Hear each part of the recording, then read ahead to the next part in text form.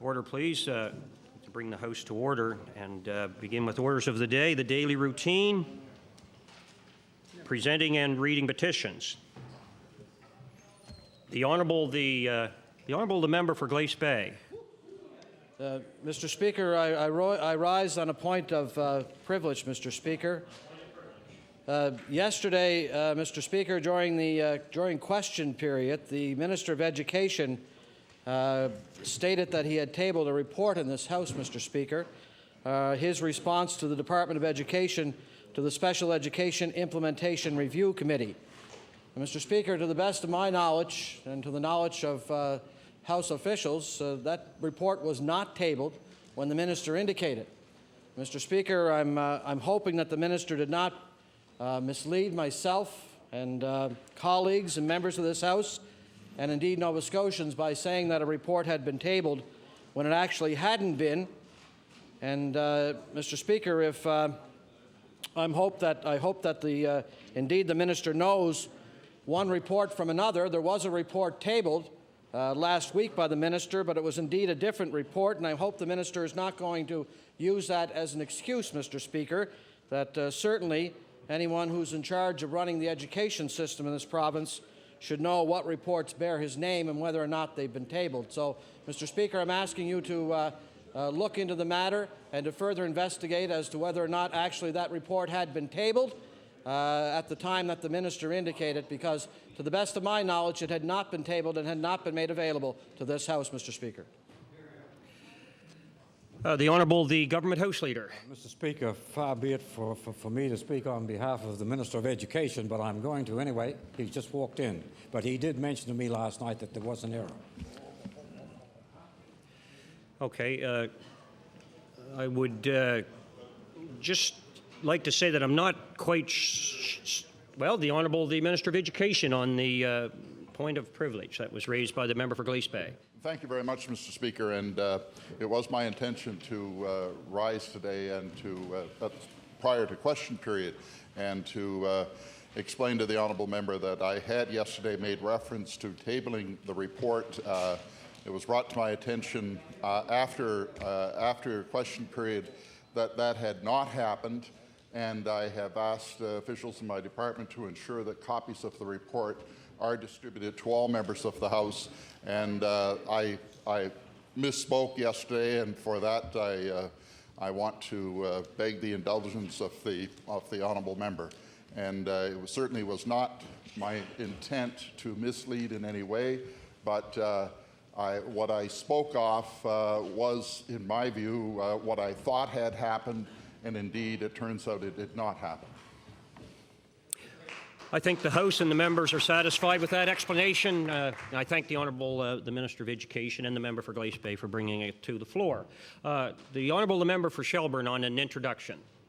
Thank you, Mr. Speaker. In the gallery opposite, in the East Gallery today, we have grade 6 students visiting with us from the Evelyn Richardson Memorial Elementary School in Shag Harbour, which is in Shelburne County. And I would also like to mention that we have teachers Karen Harris and Luann Bauer, and chaperones Teresa Gorham, Della Nickerson, Sue Ann Banks, Lisa Perry, and Pam Stoddard. And I would ask that they rise and receive the warm welcome of the House today.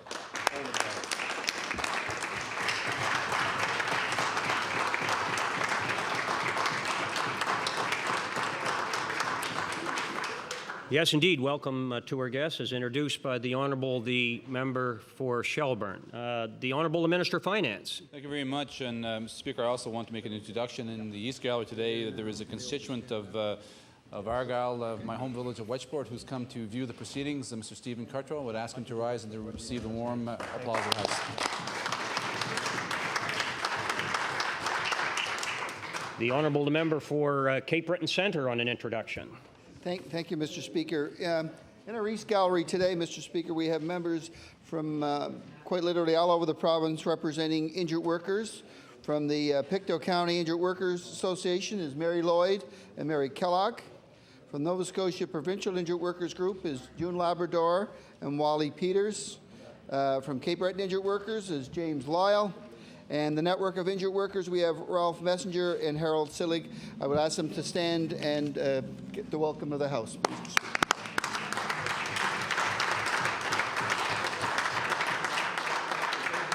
Yes, again, indeed, welcome to our guests as introduced by the member for Cape Breton Centre, and welcome to all our guests today in the gallery.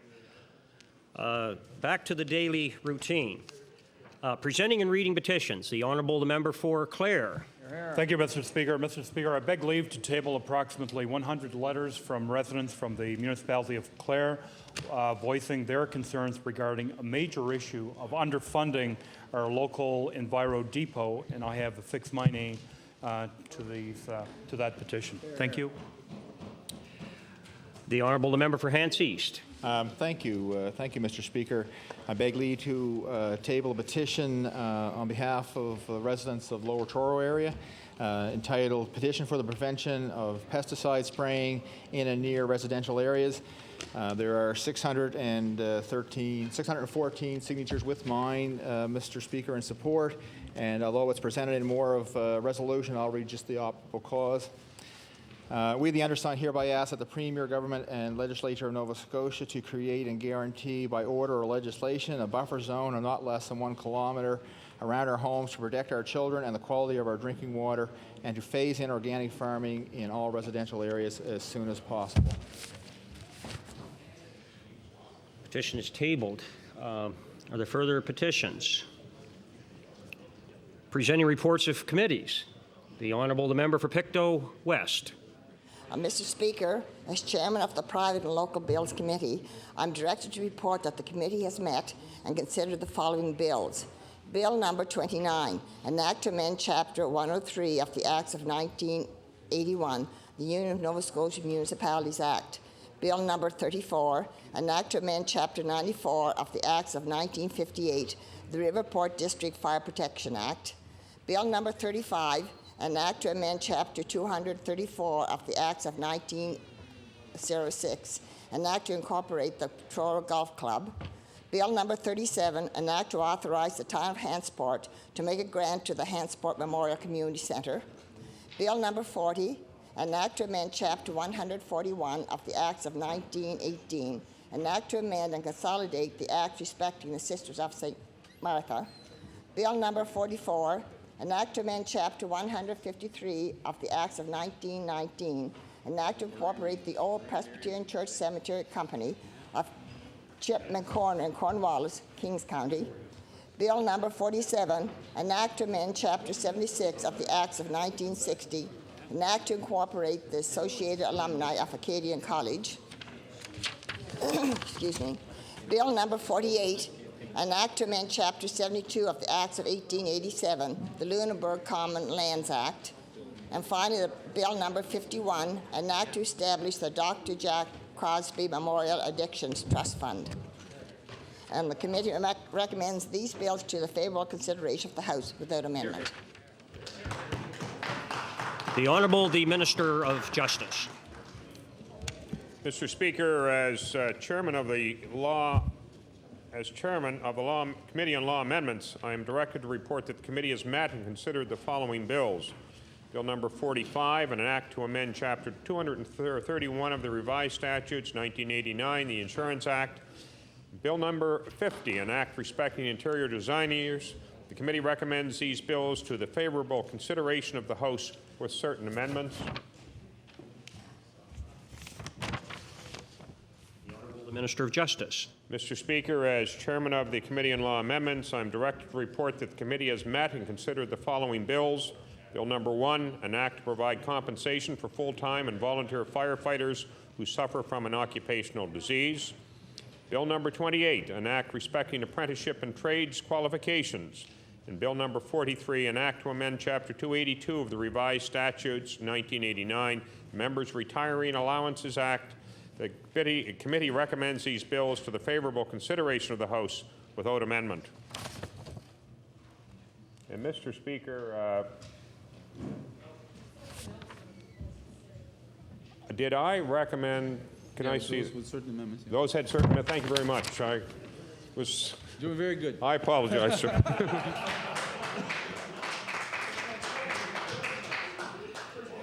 Tabling reports, regulations, and other papers.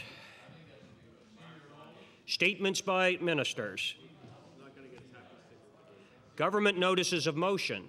The Honourable the Premier. Thank you, Mr. Speaker. Prior to reading my resolution, with your permission, I would like to introduce 6 members who are visiting today in the Speaker's gallery. Today we have with us 6 retired United Nations peacekeeping veterans. They are Mr. Richard Ross, Mr. Hugh Ryan, Mr. Robert Smith, Mr. Ken Kennedy, Mr. John Cahoon, and Mr. Nelson Mullen. And I would ask our guests to rise to receive the welcome of the House.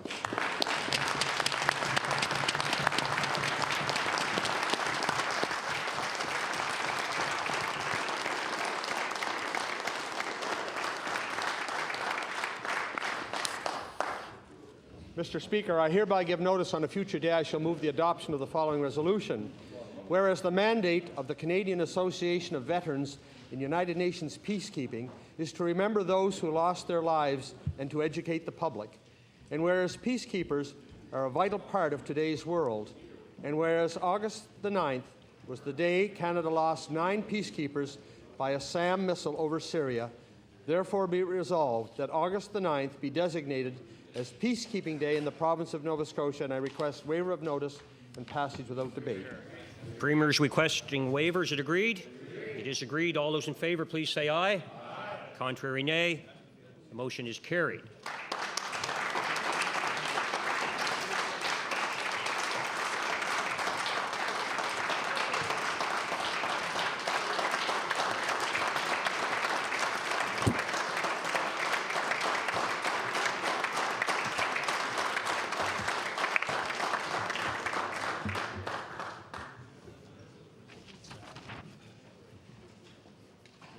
Introduction of, apologize, the Honourable the Minister of Agriculture and Fisheries. Thank you, Mr. Speaker. Mr. Speaker, I hereby give notice on a future day I shall move the adoption of the following resolution. Whereas the Taste of Nova Scotia Society Awards were introduced in 1999 to encourage the pursuit of excellence with the Taste of Nova Scotia membership and to recognize commitment within the culinary profession, and whereas the Taste of Nova Scotia Society honored the 2002 Taste of Nova Scotia Society Awards recipients on Wednesday, April 30th in 2003 at the Prince George Hotel in Halifax, and whereas the 2002 Taste of Nova Scotia Restaurant of the Year Award was presented to Gabriel Bistro in Antigonish, the 2002 Special Merit Award was presented to the staff of the McCaskill Restaurant in Dartmouth, and the 2002 Alex Clavel Educational Award was presented to Annalisa Waito. Therefore, be it resolved that the members of this House recognize the recipients of this year's awards and all members of the Taste of Nova Scotia Society. And I would ask for waiver. Waiver's been requested. Is it agreed? All those in favour, please say aye. Contrary, nay. The motion is carried. The Honourable the Minister of Economic Development. Thank you, Mr. Speaker. I hereby give notice on a future day I shall move the adoption of the following resolution. Whereas when Air Canada pulled its Yarmouth services out in January, the community kept the airport alive and their hard work continues to pay dividends. And whereas international freight forwarding company MOL Logistics has discovered the potential in this area and has expanded its business to include southwestern Nova Scotia. And whereas with 81 offices worldwide, MOL will strengthen the region's business community, contributing also to the economic success of the province. Therefore, be it resolved that all members of this House applaud the citizens whose work kept the Yarmouth Airport active and also recognize the positive impact that MOL Logistics will have on not only Yarmouth, but Nova Scotia, and wish them success in their new operation on the South Shore. Mr. Speaker, I request waiver and passage without debate. Waivers requested. Is it agreed? It is agreed. All those in favour, please say aye. Aye. Contrary, nay. The motion is carried. The Honourable the Minister of Education. Mr. Speaker, I hereby give notice that on a future day I shall move the adoption of the following resolution. Whereas today begins the Provincial Black Basketball Association Tournament, one of the largest cultural events in the Canadian black community that brings together players and former Nova Scotians from many countries. And whereas this is not only a sporting and cultural event, but an educational event, as the association promotes the benefits of staying in school and sports as a means of achieving post-secondary education. And whereas the association also promotes Back to the Books, a program that financially supports young people in sports to encourage them to achieve their post-secondary goals and share their experiences with other young people. Therefore, be it resolved that the members of this House recognize the organizers and athletes involved in this event who are celebrating sports, culture, and education in the black community. Mr. Speaker, I request waiver and passage without debate. Waiver is requested. Is it agreed? All those in favor, please say aye. Contrary, nay. The motion is carried. The Honourable the Minister of Natural Resources. Thank you, Mr. Speaker. Mr. Speaker, I hereby give notice on a future day I shall move the adoption of the following resolution. Whereas the Victoria Day weekend usually results in an increase in fishing, boating, all-terrain vehicle, and other outdoor recreational activities, which can result in environmental damage and sometimes injuries and fatalities related to these activities. And whereas Operation Safe Start, a joint enforcement initiative focusing on safety and conservation of the province's natural resources, will be carried out on the Victoria Day weekend, May 17th to 19th. And whereas natural resources conservation officers, provincial and federal fisheries officers, members of the Cape Breton Regional Police, Halifax Regional Police, and RCMP, the Canadian Coast Guard, and Environment Canada staff will participate in this initiative, which is designed to increase public awareness of safe boating and fishing practices. Therefore, be it resolved that members of the House recognize and promote the importance of safe boating and fishing practices and of compliance with laws and regulations that protect Nova Scotians and our natural resources. Mr. Speaker, I request waiver of notice and passage without debate. Waiver is requested. Is it agreed? All those in favor, please say aye. Contrary, nay. The motion is carried.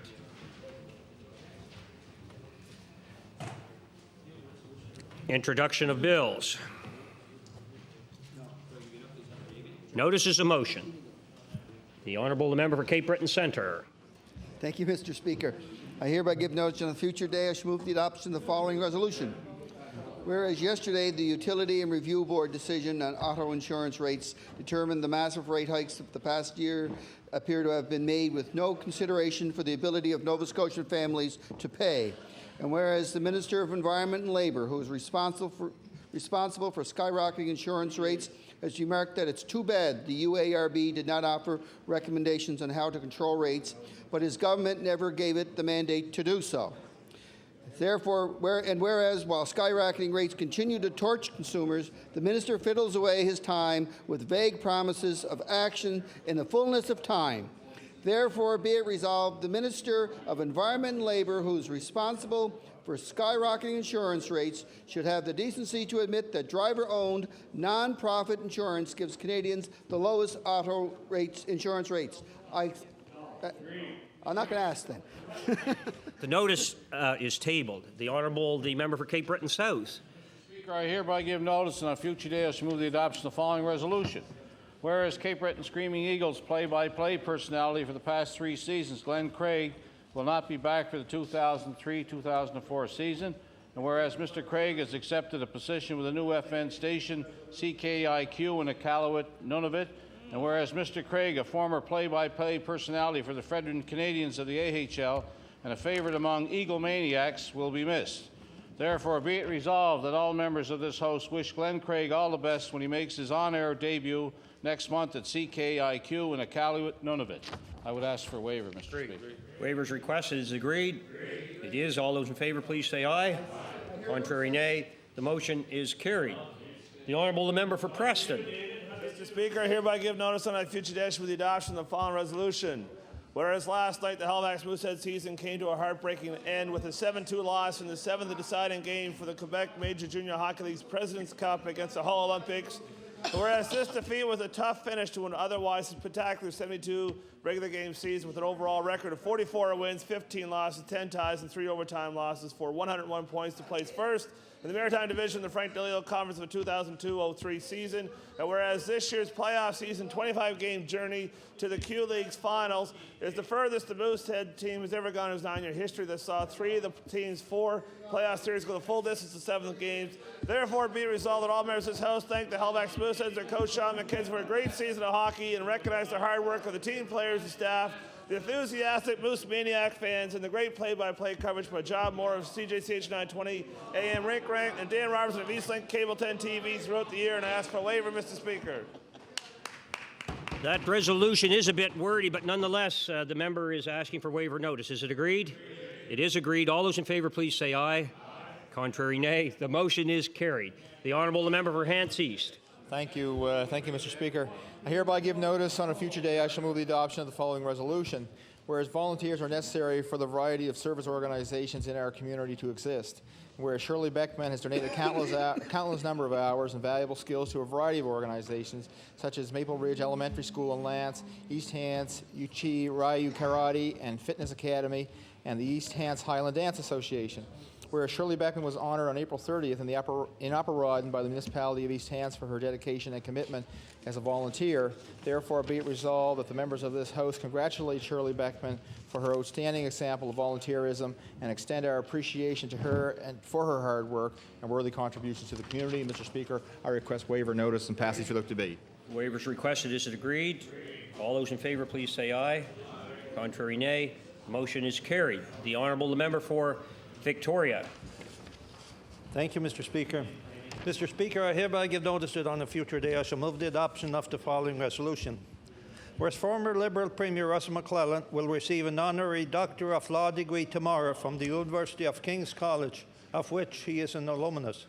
And whereas Russell is recognised for his distinguished two-decade commitment to public life, first as a Member of Parliament and then as leader of the Nova Scotia Liberal Party, and later Premier of Nova Scotia.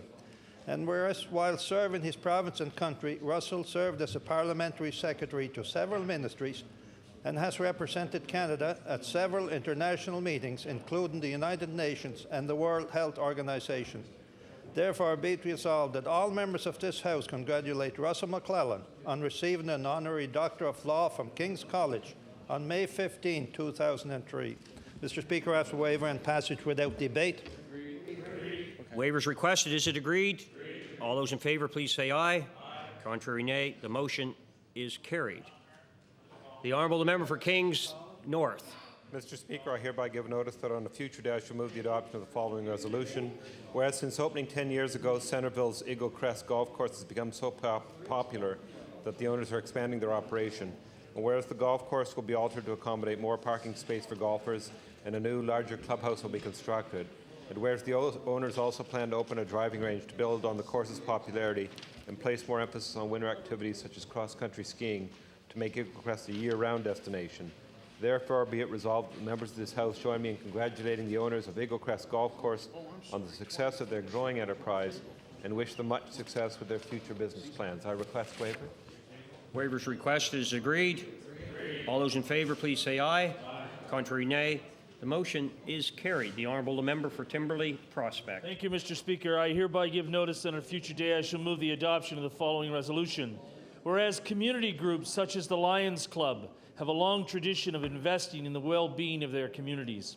Whereas government-controlled video gambling machines and casinos have seriously reduced revenues for non-profit activities like Lions Bingos that pour much-needed dollars back into their communities.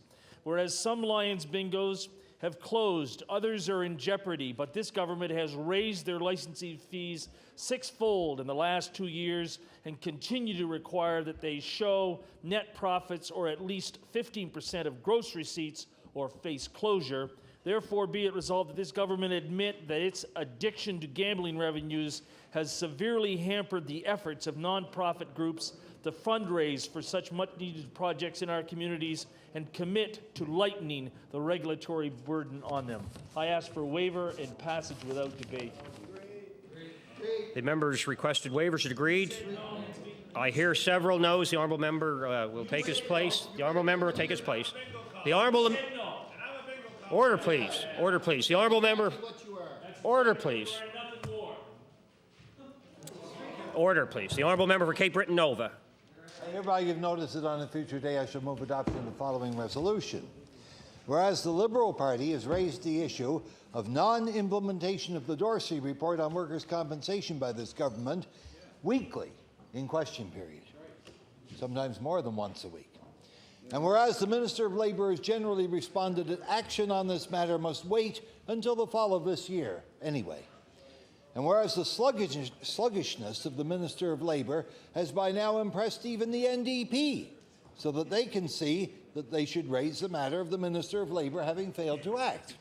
Resolved, this House commends the NDP for overcoming the deadly sin of sloth, and now realizing that this government is not intending to act on the Dorsey recommendations, even designating this matter for discussion later today under opposition business. Mr. Speaker, perhaps we might get waiver of notice on that one.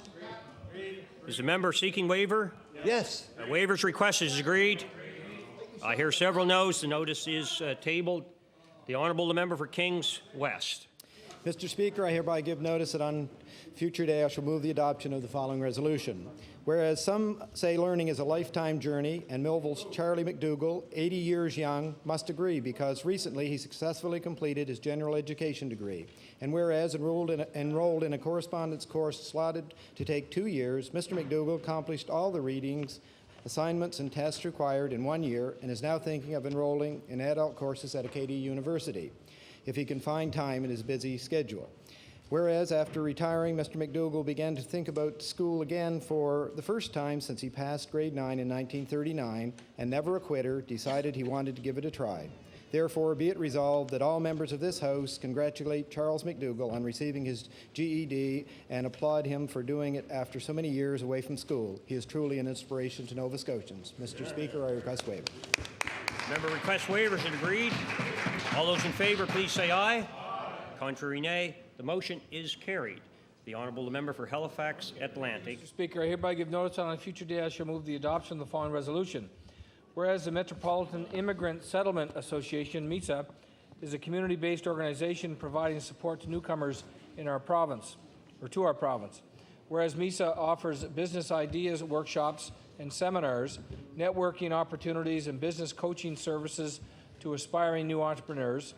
Whereas on Tuesday, May the 20th, MESA will launch a publication of 19 immigrant entrepreneur success stories entitled Everything Ventured, Something Gained, Profiles of Immigrant Entrepreneurs in Nova Scotia.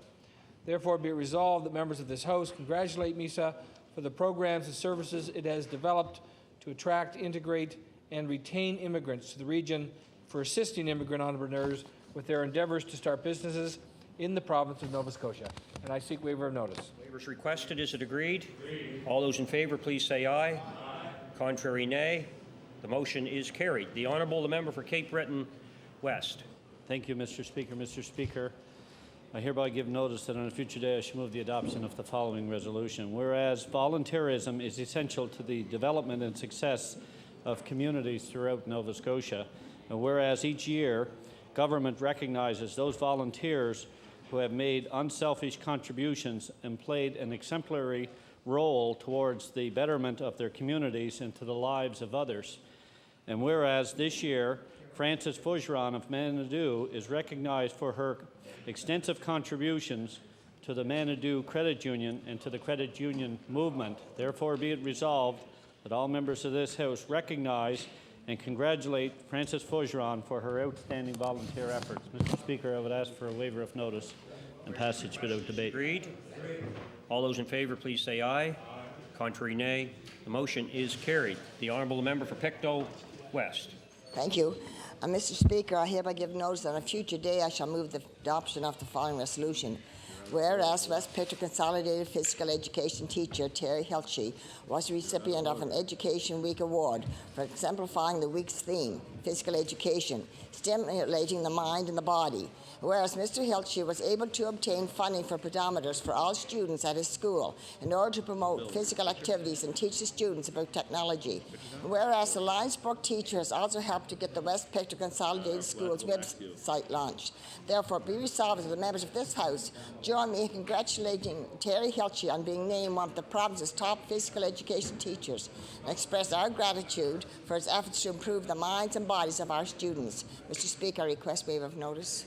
Waivers request is agreed. All those in favour, please say aye. Contrary, nay. The motion is carried. The Honourable member for Pictou East. Thank you, Mr. Speaker. I hereby give notice that on a future day I shall move the adoption of the following resolution. Whereas at a major tournament held recently at the Cobequid Educational Centre, the girls' rugby team of East Pictou Rural High were the champions. And whereas the team won thanks to its leadership and determination in what is a tough sport. And whereas the team consists of Sarah McPherson, Jenna Sims, Vanessa McDonald, Hillary McDonald, Haley McDonald, Heidi St. Clair, Amy Affleck, Brittany Fraser, Michelle McDonald, Megan Ross, Lindsay Williams, Megan McDonald, Lindsay Cameron, Tiffany Fraser, Amanda McDonald, Amy Teakston, Amanda Ayler, Amy Dutai, and Sarah Grant. Therefore, be it resolved that members of the House congratulate these young women on their sporting achievement and wish them well as they continue with their studies and their physical education. And I seek waiver. Waiver is requested. Is it agreed? All those in favor, please say aye. Contrary, nay. The motion is carried. The Honourable the Member for Richmond. Thank you, Mr. Speaker. I hereby give notice in a future day I shall move the adoption of following resolution. Whereas the picturesque golf course in Dundee, Richmond County, opened 9 of its 18 holes to golfers last Monday. And whereas by this weekend Dundee expects to have all of its 18 holes open, and whereas the Dundee golf course is well ahead of where they were this time last year with its course preparation. Therefore, be it resolved that all members of this House congratulate the Dundee golf course on their great start and wish them all the very best for a very successful golf season for 2003. Mr. Speaker, I ask for waiver of notice and passage without debate. Question, is it agreed? All those in favor, please say aye. Contrary, nay. The motion is carried. The Honourable the Member for Colchester North. Thank you, Mr. Speaker. Mr. Speaker, I hereby give notice that on a future day I shall move the adoption of the following resolution. Whereas the Federal Progressive Conservative Party received a vote of confidence on Monday night when the voters of the Ontario riding of Perth Middlesex elected their PC candidate in the by-election, and whereas Canada's newest MP, Garen Schillenberger, defeated an ardent supporter of federal Liberal leadership candidate Paul Martin by nearly 1,000 votes, and whereas the defeat for the federal Liberals may be the sign of the displeasure Canadians hold with their policies and ineffectiveness on issues such as the replacement of the Sea King helicopters and long gun registry. Therefore, be it resolved that MLAs in this House Assembly congratulate Gary Schillenberger for his electoral triumph in Ontario and wish him well in his duties as member of our national parliament. And Mr. Speaker, I request waiver notice. The Honourable Member requests waiver. Notice agreed. I hear a few noes. The notice is tabled. The Honourable the Member for Kings North. Mr. Speaker, I hereby give notice on a future day I shall move the adoption of the following resolution. Whereas the Canadian music competition involves hundreds of volunteers, musicians, and committed teachers who strive to achieve their ideal of directing youth to seek excellence in music, and whereas music students from across Canada, ranging in ages from 7 to 25, compete in numerous age and instrumental categories at this event, and whereas Port Williams resident Lucas Porter will be one of only 2 Nova Scotians representing the province at this year's Canadian music competition. Therefore, be resolved, members of this House join me in congratulating Lucas Porter on being selected to represent Nova Scotia at the Canadian music competition, and wish him much success in his future musical endeavours, and I request waiver. Requested. Is it agreed? All those in favor, please say aye. Contrary, nay. The motion is carried. The Honourable the Member for Preston. Mr. Speaker, with your permission, I'd like to read this resolution on behalf of the member of the beautiful Colchester Musquedoba Valley. Permission granted. Mr. Speaker, I hereby give notice on a future day for the adoption of the following resolution. Whereas last week the Musquedoba Bicentennial Theatre and the Musquedoba Rural High School presented The Music Man all last week at the theatre, and whereas The Music Man was no ordinary school musical, instead the well-written script reflected the Musquedoba's history upon the Musquedoba's history, geography, and genealogy. And whereas the people, hundreds of people donated their time, talent, and energy, including the students Marissa Rogers and Nicole Sibley, who worked many long hours after every rehearsal over a 7-month period, as well as the theater's Jim Reed for his help with many duties, including ticket sales. Therefore, be it resolved, MLAs applaud producers, director, and choreographer Sharon Meadows and all the participants in this year's musical for their time, talent, and initiative. Mr. Speaker, I ask for waiver. Waiver is requested. Is it agreed? All those in favor, please say aye. Contrary, nay. The motion is carried. The Honourable the Minister of Economic Development. Thank you, Mr. Speaker. I hereby give notice on a future day to move the adoption of the following resolution.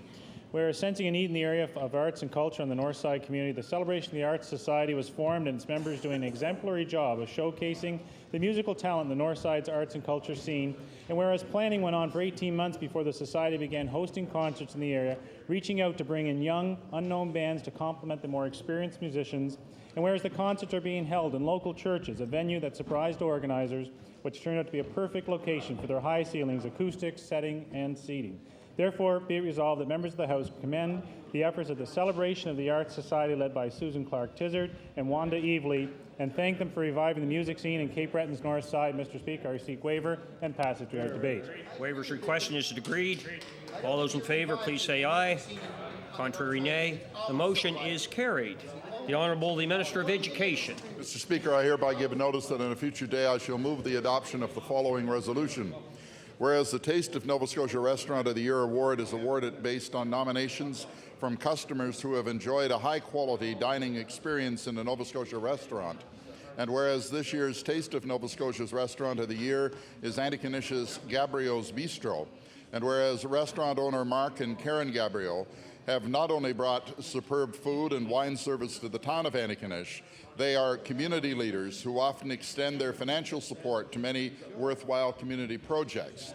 Therefore, be it resolved that the members of the House join me in congratulating Mark and Karen Gabriel on winning the Taste of Nova Scotia's Restaurant of the Year award and wish them continued success in the future.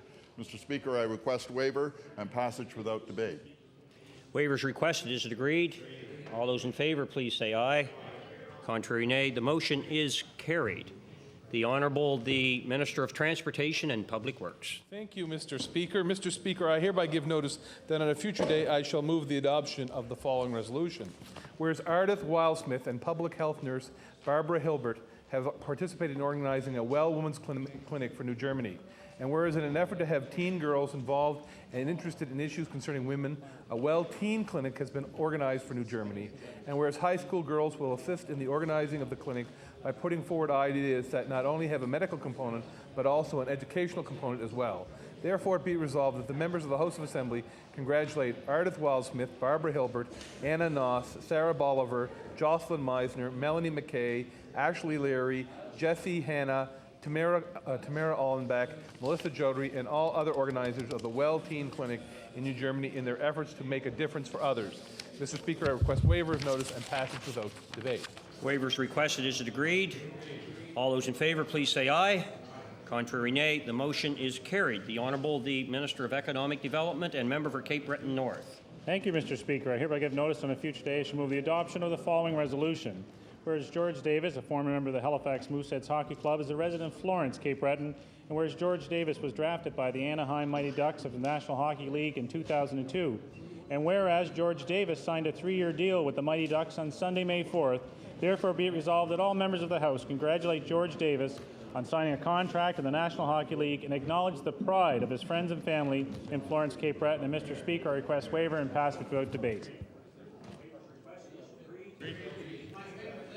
All those in favor, please say aye. Aye. Contrary, nay. The motion is carried.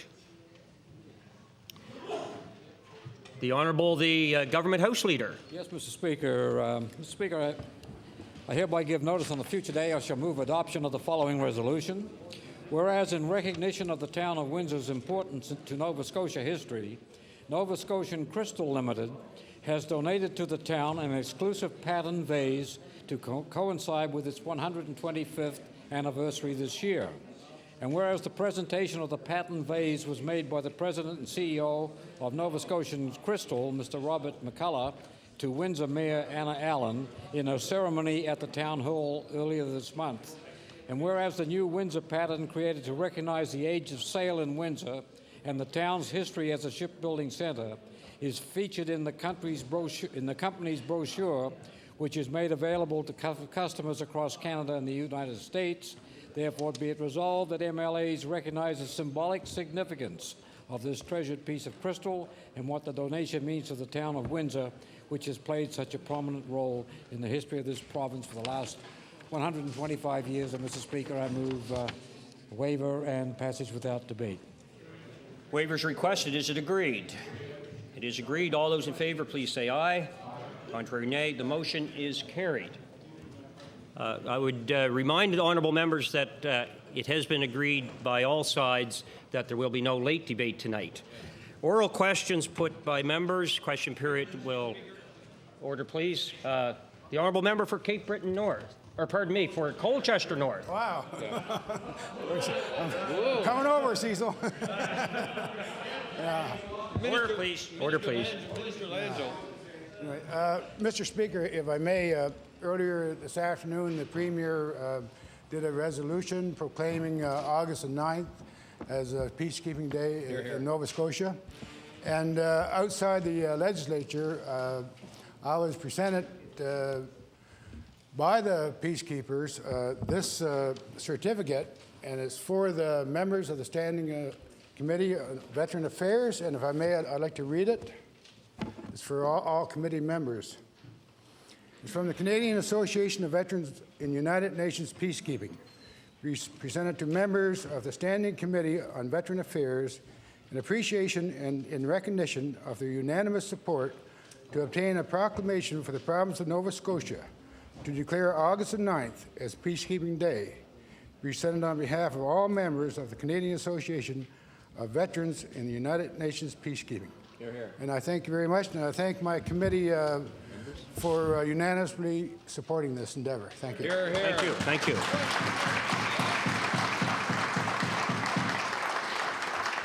And I thank the honourable member for Colchester North for reading that into the record. Question period is for an hour and a half. It will end at 4:16. The Honourable the Leader of the Opposition. Hear, hear. Well, thank you very much, Mr. Speaker. My question is to the Minister of Labour, who incidentally is responsible for skyrocketing insurance rates. Automobile insurance, Mr. Speaker, is compulsory. The UARB says the present scheme in Nova Scotia typifies the free enterprise model. It says the cost of claims is only one factor the company uses to set rates, and it finds that car insurance rates are discriminatory.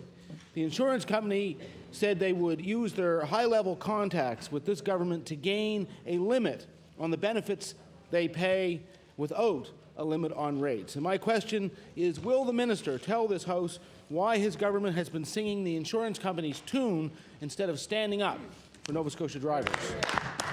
The Honourable Minister of Environment and Labour. Mr. Speaker, this government is standing up to the insurance companies. Mr. Speaker, this government has a piece of legislation before this House, which would have been through this House if those persons opposite had not filibustered that bill during its second reading. The Honourable the Leader of the Opposition. Mr. Speaker, the minister has to choose between private insurance companies on one hand and Nova Scotia drivers on the other, and he can't have it both ways. He knows that rates are lower and that there is no discrimination in the driver-owned non-profit systems, yet his government won't even put this option on the table. Now that the UARB has documented just how bad the situation is with private insurance company, my question for the minister is, why is this government still refusing to consider non-profit, driver-owned insurance? The Honourable the Minister of Environment and Labour. Mr. Speaker, this government has not put any options at the present time on the table. We are awaiting the report from the consumer advocate, and we have now gotten the report from the URB, the Utility Review Board, and Mr. Speaker, we'll be coming forth with a plan in the very, very near future. The Honourable Leader of the Opposition on his final supplementary. Thank you, Mr. Speaker. Well, for weeks, Mr. Speaker, we have been hearing the minister say, wait for the UARB, wait for the UARB, wait for the UARB. Well, the UARB reported, they said that it's up to this government to take action if they want lower rates for drivers, Mr. Speaker. That's what they said. The minister whose responsibilities include skyrocketing insurance rates has been headed toward a cut in benefits instead of lower rates since day one. The only question is how long will it be before this minister delivers what the insurance companies want? So my question is this: why does this government favor the interests of the insurance companies over the public interests of drivers? The Honourable the Minister of Environment and Labour. Mr. Speaker, we've called a timeout on increased rates of insurance, Mr. Speaker. At the present time, however, Mr. Speaker, we can't even enact that part of the legislation, let alone the part that deals with regulations, until the opposition permits the bill to proceed. The Honourable the Member for Richmond. Mr. Speaker, Utility and Review Board concluded that continuing cost increases are to be expected as long as the existing automobile insurance system in Nova Scotia remains as it is today. Mr. Speaker, by not addressing the problem earlier, this government has left every Nova Scotian, from seniors to young people, and everyone in between, increasingly angry with the rising insurance rate. Mr. Speaker, this government had a chance to help these Nova Scotians over a year ago, but chose to send the matter to the Utility and Review Board with a very narrow mandate. So it's surprising to hear the minister say today that he would have liked more direction on what to do from the Utility and Review Board. My question to the minister responsible for insurance is why then did the minister give the Utility and Review Board such a narrow mandate instead of allowing it to examine the broader problems within the insurance system in this province? The Honourable the Minister of Environment and Labour. Mr. Speaker, the honourable member, Johnny come lately to the insurance scene, should be advised that this government has moved on the matter of automobile insurance. We moved on it about 15 months ago when we asked the URB to examine the rates. The Honourable the Member for Richmond. Mr. Speaker, rates in this province started going up in 1999, right after this government got elected. This government's 4 years come a little late, Mr. Speaker, in taking action on this matter. Mr. Speaker, the Utility and Review Board report that the board stated that premium increases, while justified, have been harsh and appear to have been imposed without consideration for the consumer's ability to pay. Mr. Speaker, Nova Scotians are looking for the government to take concrete action on this, and these are not new issues. And Mr. Minister, they did not start 15 months ago. They started much longer than that, and your government has had 4 long years to put together a plan to deal with this and bring Nova Scotians the relief that they require. My question is that given that this government knew about these concerns well over a year ago, in fact, 4 years ago, can the minister please explain to Nova Scotians why it has failed to address these important concerns earlier than today? The Honourable the Minister of Environment and Labour. Mr. Speaker, the honourable member from Richmond, as I said before, has just suddenly woken up to the fact that we do have an insurance problem in this province. And Mr. Speaker, this government is working on that, and I invite the honourable member, if he has anything to contribute to the solution to this problem, to submit it to the consumer advocate whose address I'll give him. The Honourable the Member for Richmond on his final supplementary. Mr. Speaker, it's Nova Scotians that will judge this government's lack of inaction over the last 4 years on the doorsteps, and they will pass judgment on the fact that this government has failed to act on this important issue and now says they want to go to the polls without any sort of plan in place. Mr. Speaker, the Utility Review Board found evidence of restrictive underwriting practices by some insurance companies, but that a more comprehensive review is required in order to determine the extent that such practices are being adopted. Speaker, while this government has introduced provisions that will enable it to enact regulations to prevent unfair underwriting rules, those provisions have not yet been released, and I would submit to you we'll probably go into an election without the government releasing this information. Mr. Speaker, Nova Scotians should no longer have to wait. Would the honourable member place his final supplementary question on this issue from this government? My question is when will Nova Scotians know the full details of whether their rates will continue to rise under this administration? The Honourable the Minister of Environment and Labour. Mr. Speaker, that question, which in reality was a speech, did not indicate any direction that the Liberal Party is suggesting that the government should move. The Honourable the Member for Halifax Fairview. Thank you, Mr. Speaker. My question is also to the Minister of Environment and Labour. The Utility and Review Board has now said high insurance rates are justified and more increases are coming if we keep the system we have now. But what we see is a government trying to convince people it's protecting them by bringing in minor regulatory changes. My question to the Minister, why doesn't the Minister simply admit that the Utility and Review Board report, combined with his government's discussion paper, mean that he's taking the province down the road of no-fault insurance? The Honourable the Minister of Environment and Labour. Mr. Speaker, we're not taking the people of Nova Scotia down any road unless it's a road to the return of this government to power in the upcoming election. The Honourable the Member for Halifax Fairview. Mr. Speaker, the Utility and Review Board report says it's unclear whether further regulatory powers would work. These insurance companies have demonstrated that they are adept at escaping far more complex regulatory regimes than this minister can put in place. Mr. Speaker, the truth is the insurance industry had their plan laid out for well over a year. Jack up rates before an election and then use the crisis to gain benefit restrictions. My question to the minister, doesn't the minister see that every step he has taken so far was orchestrated by the industry to achieve restrictions on benefits for injured Nova Scotians?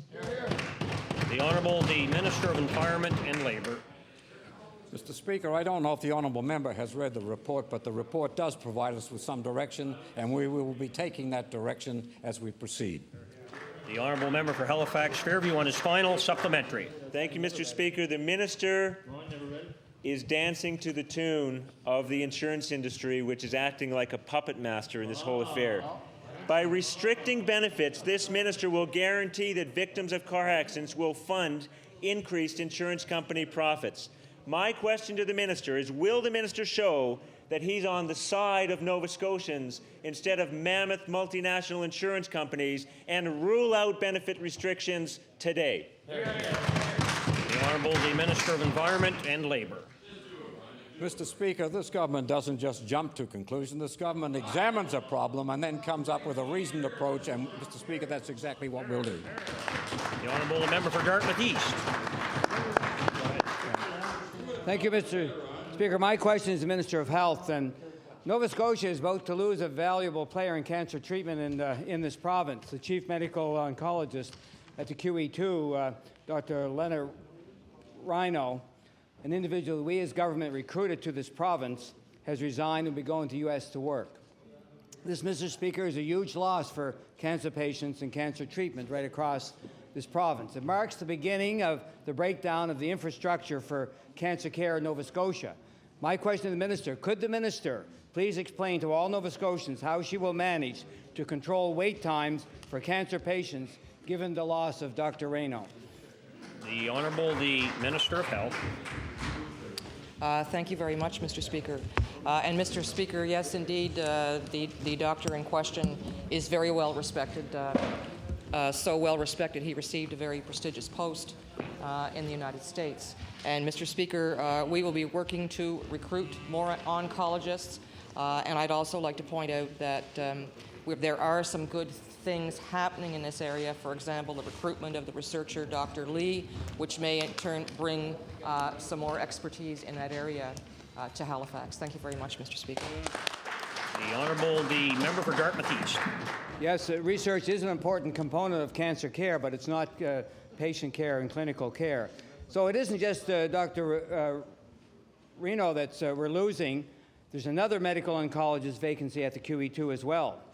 It's interesting to note that the Fraser Institute in 2001-2, the median wait time to see a medical oncologist after referral from a family doctor here was 3.3 weeks.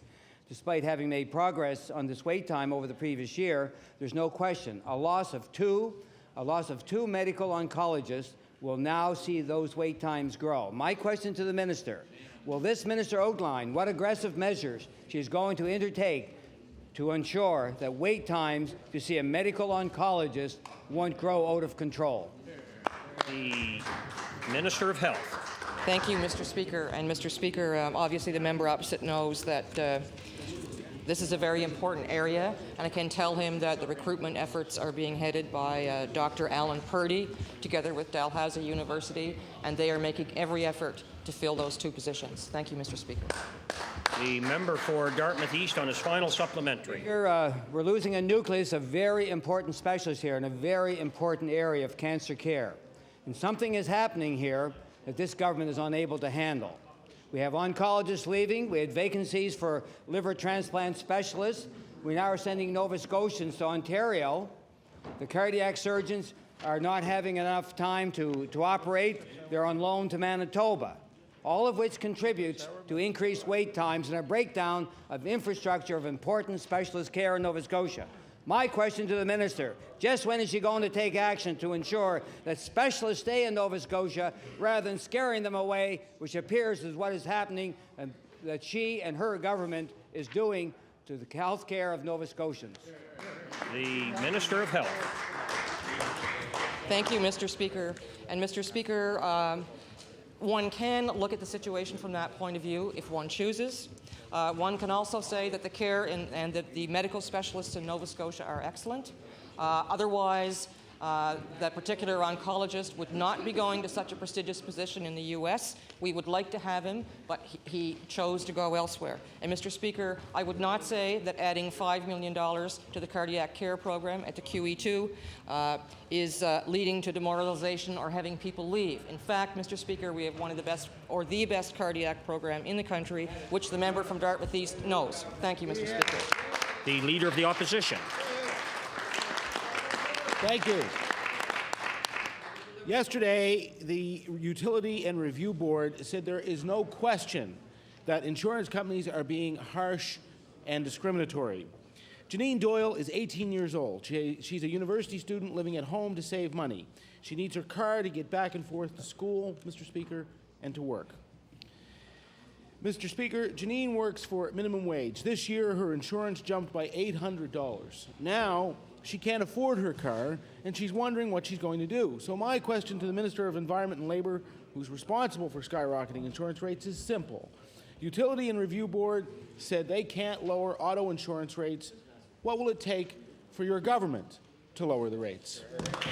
The Honourable the Minister of Environment and Labour. Mr. Speaker, we are developing a plan, and we will have that plan to the opposition and to all Nova Scotians sometime in the very near future. The Honourable the Leader of the Opposition. Mr. Speaker, the bottom line is that insurance companies are getting away with unfair and discriminatory practices, and this government has no plans to stop them. Janine Doyle's insurance jumped by 44% because she waited just 1 month to renew her policy. Janine's mother, Bernadette, says her daughter is being gouged by her insurance company. She watched the minister duck the issue in the press and on television. She brought her family here today to get some answers. Minister, Janine pays the highest tuition in the country, some of the highest insurance rates, and earns the lowest wages. She's here looking for answers. Do you have any plans to help her? The Honourable the Minister of Environment and Labour. Mr. Speaker, I'm sorry for all Canadians who are stuck with higher insurance rates. And Mr. Speaker, this government is working on a program that will help to alleviate the concerns that Nova Scotians have with the insurance premiums that they must pay. The Honourable the Leader of the Opposition on his final supplementary. You know, for years, Mr. Speaker, this government have sat on their hands and done nothing and tried to divert these questions, these important questions, to the UARB, to the Consumer Advocate, and who knows who's next, Mr. Speaker. Bernadette Doyle is worried about her daughter. She says her daughter is being discriminated against and being treated unfairly. The Utility and Review Board said the system isn't working, and Bernadette Doyle says the same thing. Yet instead of providing the real solution, low, fair rates, this government is clearly fast-tracking a cut in benefits that will help the shareholders' pockets rather than Nova Scotia's drivers. My question for the minister is this: why is your government set on a cut in benefits when it clearly won't help Nova Scotians like Janine Doyle? The Honourable the Minister of Environment and Labour. Speaker, I don't know where the honourable member is getting his information from, but, Mr. Speaker, we have not made any hard and fast decision as of this time as to what our plan will encompass. The Honourable Member for Halifax Fairview. Thank you, Mr. Speaker. My question is to the same minister. Mr. Speaker, last year when Colchester resident Linda Kelly renewed her insurance, her husband was unemployed, so she chose a 12-month payment plan. The insurance was $360, so she was anticipating about $30 coming out of her account. Instead, the company tried to take $94 and the payment bounced. That company then canceled the Kelly family's insurance, even though it was their fault. So my question to the Minister of Environment and Labour, who is responsible for the Kelly skyrocketing insurance rates, is why is this fair, and what are you going to do about it? The Honourable the Minister of Environment and Labour. Mr. Speaker, I certainly didn't say it was fair. I would suggest that the lady in question contact the Superintendent of Insurance with that particular complaint. The Honourable the Member for Halifax Fairview. Mr. Speaker, for 2 years, the Superintendent of Insurance has been expressing her sympathy to callers and then tells them there's absolutely nothing she can do. Mr. Speaker, to make matters worse, the Kelly's truck stopped working, and it took 30 days for them to scrape together enough money to buy another vehicle. When they went to insure the vehicle, they were sent to Facility Association due to the missed payment and the 30-day time lapse. Their insurance rate tripled. Mr. Speaker, my question to the minister, when is the minister going to stop taking the side of mammoth multinational insurance companies and start taking the side of hardworking Nova Scotians like the Kelly family? The Honourable the Minister of Environment and Labour. Mr. Speaker, we're certainly not taking the side of mammoth insurance companies. Mr. Speaker, we're taking the sides of all Nova Scotians. And, Mr. Speaker, the opposition could help us in that particular adventure by simply moving the bill through the House as rapidly as possible. The Honourable the Member for Halifax Fairview on his final supplementary. Mr. Speaker, I know that's the minister's line of the day, but the bill takes effect on May 1st no matter what day it passes through this House. He knows he's just blowing smoke. Mr. Speaker, the Kelly family lives in a rural area where a car is not a luxury, it's a necessity of life.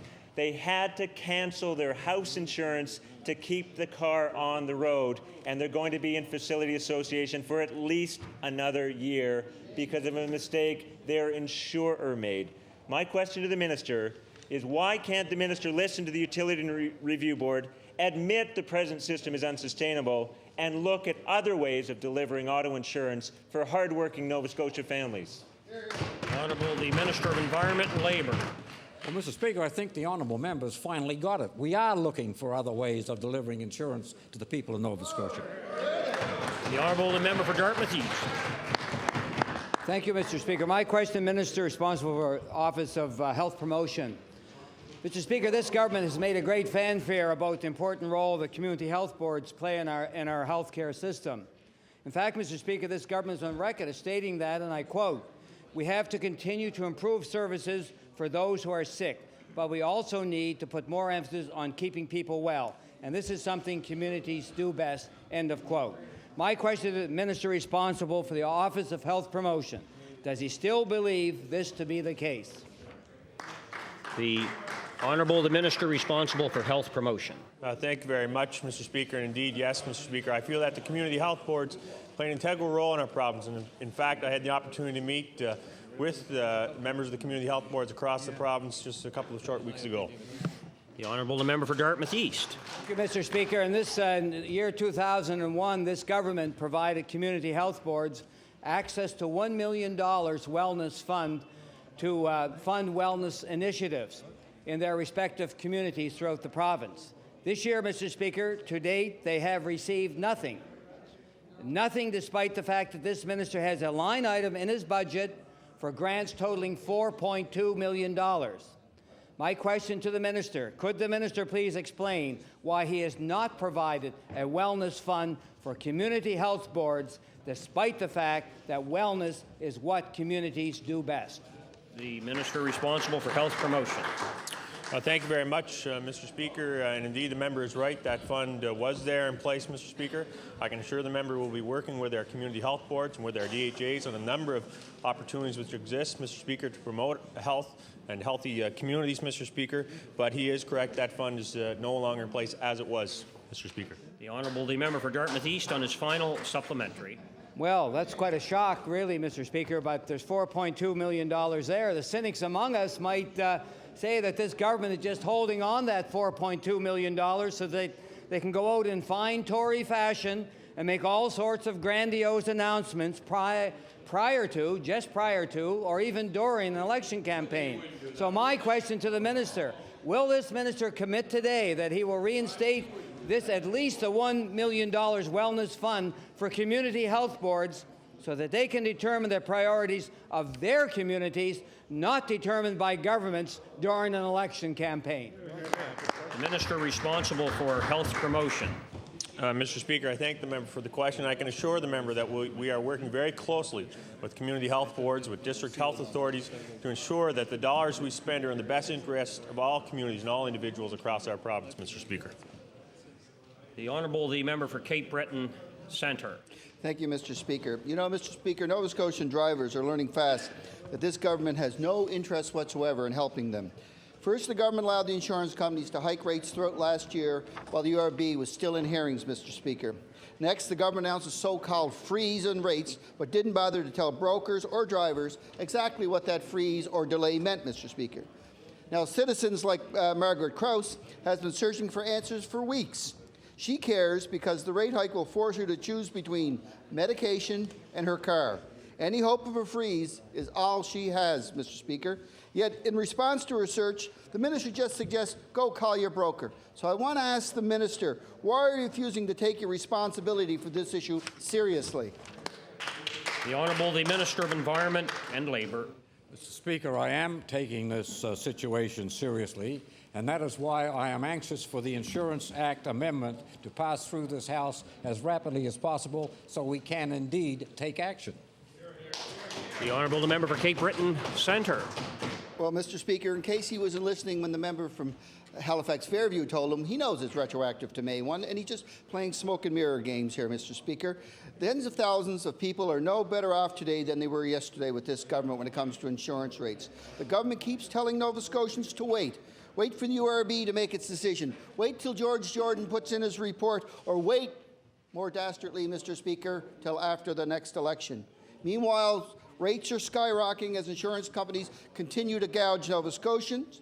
Citizens like Margaret Lee's insurance jumped by 138% because her husband was caught driving without a seatbelt fastened, Mr. Speaker. It took her 4 weeks to find that out. Now she says she doesn't have the energy to find out if she qualifies for this so-called freeze. Looking for answers for her is a full-time job. So I want to ask the minister, why is your government hiding instead of working to make rates lower and fairer for the people of Nova Scotia? The Honourable the Minister of Environment and Labour.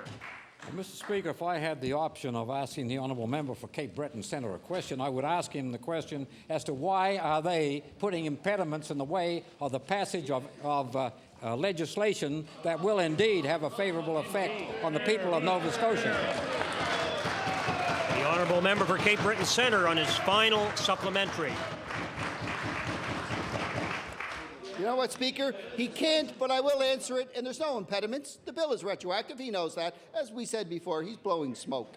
You know, and he's blowing my mind with those type of answers, Mr. Speaker. This government can't tell Nova Scotians how they're going to lower rates, Mr. Speaker, or even how they're going to make them any fairer. Yet this minister and his benign type of answers continue to attack public insurance systems, Mr. Speaker, even though he's never presented any proof whatsoever that public insurance doesn't provide the lowest and fairest rates, as we know they do, Mr. Speaker. The government is fast-tracking to no fault with the insurance companies rubbing their hands and cheering them on, Mr. Speaker. So I want to ask the minister, what will it take for your government to put Nova Scotians first, insurance companies way down on the list, and make rates lower and fairer in this province? The Honourable the Minister of Environment and Labour. Mr. Speaker, when we pass the bill, we will indeed move forward. Can you understand that? The Honourable the member for Halifax Chebucto. Thank you, Mr. Speaker. To the same minister, My office, Mr. Speaker, has been flooded with automobile insurance horror stories from consumers all over this province. Many tell of grossly unfair underwriting practices that systematically discriminate against Nova Scotians with good driving records. Yesterday's UARB report states, quote, that there appears to be some evidence of restrictive underwriting practices being implemented by some insurance companies, end quote. No kidding. Will the minister state that his plan, which will apparently be revealed in the fullness of time, will end the underwriting practice of age discrimination? Will the minister tell us that? The Honourable Minister of Environment and Labour. Speaker, I don't know if the honourable member has read the bill that we're trying to get through the House, but if he has, Mr. Speaker, he will recognize the fact that we're asking for powers of regulation that will enable us to take actions perhaps similar to what he's suggesting.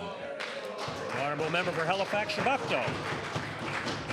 Mr. Speaker, yes was the answer Nova Scotians were looking for, and maybe was the answer they heard.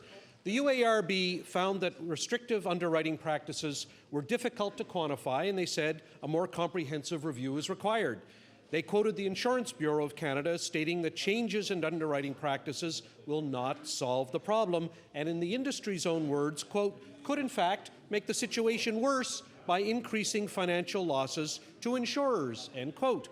Minister, since the industry has already served notice that tinkering with discriminatory underwriting practices will drive the already skyrocketing insurance rates even higher, Minister, what do you propose to do to ensure that Nova Scotians have a fair system of auto insurance at affordable rates? The Honourable Minister of Environment and Labour. Well, Mr. Speaker, I guess I'll give them the same answer. What I can do to ensure that they receive fair treatment is to implore the opposition to pass the insurance bill through this House so that we can make regulations that will make the system work. The Honourable Member for Halifax-Shabukto on his final supplementary. Mr. Speaker, thank you. In the discussion paper that was issued on auto insurance, it refuses to even entertain the possibility of driver-owned non-profit options. The minister's paper notes that underwriting rules are not regulated in Nova Scotia, and it misleads the public by suggesting that only Ontario has addressed that issue. Wrong, wrong, wrong, wrong. That's 4 wrongs because the 4 not-for-profit systems don't discriminate against seniors, Mr. Speaker. So, Minister, I would like to know why you're attempting to manipulate public opinion into believing that if they want to see an end to discriminatory underwriting practices, they will have to cave in to the demands by the private insurance companies for restrictions on their benefits. Why are you telling them that? The Honourable Minister of Environment and Labour. Speaker, we haven't told anybody as yet what kind of plan or what kind of result will emanate from our consult and from the report from the URB and anything else that comes in from the public at large. Mr. Speaker, we have a plan. We're moving forward on that plan. You'll see the results of that plan in approximately 3 or 4 weeks. The Honourable Member for Victoria. Thank you, Mr. Speaker. Mr. Speaker, my question is for the Minister of Natural Resources. Mr.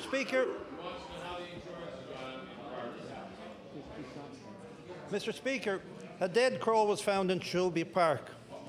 And when the couple encountered the dead crow during their walk, they went home, they called the Department of Natural Resources head office, where they were directed to the field office in Waverley. They were told there was nothing that could be done because the Department of Health had not informed them that they should be collecting dead crows.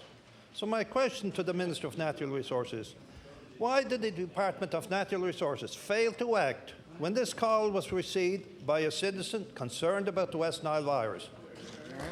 The Honourable Minister of Natural Resources. Thank you, Mr. Speaker. I thank the honourable member for the question. I haven't been given any timelines on this complaint, Mr. Speaker, but I must tell you that we have now for a number of weeks been collecting the dead crows and blue jays and anything else that's unable to fly anymore and breathing for air. And in fact, we are in fact picking them up and have been picking them up. We're working very closely with the Department of Health in having these birds sent to PEI to be evaluated, and if the member could give me more information on the timelines of this, I would suspect that that in fact that crow was picked up and has been subsequently sent to PEI for evaluation. The Honourable Member for Victoria. All I can say to the Minister is stay tuned. Mr. Speaker, my first supplementary will be to the Minister of Health. Mr. Speaker, you know it's interesting that the Department of Natural Resources was encouraging people to call last fall. Now, did something happen in the last 7 months? Did the West Nile virus go away? However, Mr. Speaker, it's interesting to note that the Department of Health was also called by these concerned citizens, and they were told by the Department of Health there was no plan in place at this time. So my question for the Minister of Health is, could the Minister please confirm to the House whether she has since informed all departmental staff, including her own, about the details of their technical briefing last week, which included a plan to pick up dead crows by natural resource staff? The Honourable Minister of Health. Thank you very much, Mr. Speaker. And Mr. Speaker, as the member pointed out, we did have a briefing, a technical briefing last week. It is on our website. All staff members have been informed of it, and we are well aware. We do have a program for picking up dead birds. So, Mr. Speaker, I'd like to hear some more detail about this particular incident. Thank you, Mr. Speaker. The Honourable the Minister, pardon me, the Honourable the Member for Victoria on his final supplementary. Thank you, Mr. Speaker. I'll go back to the Minister of Natural Resources. Mr. Speaker, we are dealing with an extremely dangerous health risk here. The crow was found in an extremely busy public parkway. The crow, as of today, Mr. Speaker, is still lying there. And it wasn't before the last election. It was this government. Mr. Speaker, we have no idea whether or not children or adults have touched this crow, something that your department has since warned people not to do. Your department, Mr. Speaker, the Department of Natural Resources has failed to act, and it is completely unacceptable. So my question to the Minister of Natural Resources is, in light of this call received by various government departments and the potential risk you have placed on the residents of Dartmouth by your department's failure to act, will you consider collecting dead crows prior to the May 20th date you have suggested? The Honourable Minister of Natural Resources. Thank you, Mr. Speaker. Mr. Speaker, we've been collecting dead crows for over a month now on a regular basis, and prior to that, Mr. Speaker, we have been available to pick them up. I, like the Minister of Health, would like to get some additional information. If, in fact, what he says is true, then I would like to get some more information on that. And obviously, if there's been an oversight somewhere, we'll check it out. But I can assure you and the members of this House that this department takes West Nile virus very, very seriously. And we respond immediately. Anytime we find any dead corvids or we're called about dead corvids, we pick them up and we do make sure that there is no infection for the West Nile virus or any other disease that may affect Nova Scotians. Thank you, Mr. Speaker. The Honourable Member for Cape Breton Centre. Thank you, Mr. Speaker. Mr. Speaker, my question is for the Minister responsible for the Workers' Compensation Board. Mr. Speaker, almost 13 months ago, your predecessor received the report of the Workers' Compensation Review Committee prepared by Mr. Jim Dorsey, Mr. Speaker. This was an excellent report, Mr. Speaker. And everyone agrees the Dorsey report provides an extremely well-reasoned set of recommendations for fixing WCB, Mr. Speaker. So will the Minister please share with us why, after 13 months, he is not listening and taking actions to implement recommendations of the Dorsey report? The Honourable the Minister of Environment and Labour responsible for the Workers' Compensation Act. Mr. Speaker, we are moving towards implementation of the recommendations of the Dorsey report. The Honourable Member for Cape Breton Centre. That's you know, I see the backbenchers back there thumping their desks. That's cold comfort to injured workers in this province, Mr. Speaker. The Dorsey report stated we have the second highest premiums with the second lowest benefits for injured workers. Dorsey also pointed the way ahead for workers in this province, Mr. Speaker. We know how the former Liberal government tinkered with the system and did nothing at all to help injured workers, Mr. Speaker. They wanted to fix the system by limiting workers' benefits, Mr. Speaker. And just like his approach to auto insurance, this minister wants workers' compensation by restricting benefits for those workers, and the system is intended to help. So, Mr. Speaker, I want to ask this minister, do you think the fix for the workers' compensation has to come at the expense of benefits to injured workers when we are already, according to Dorsey, the second lowest benefits payer in the country?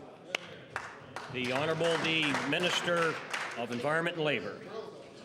Mr. Speaker, I would agree with the member from Cape Breton Centre when he stated that the previous government, the Liberal government of the day, just tinkered with the system.